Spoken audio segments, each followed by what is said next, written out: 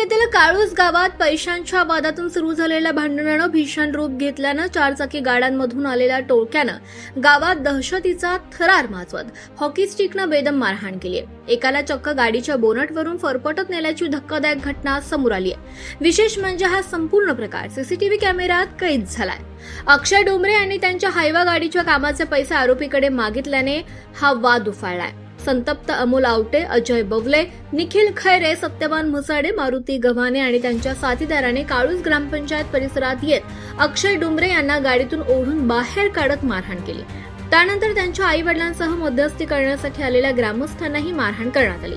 या मारहाणीत शेखर पोटवडे यांना गंभीर दुखापत झाली।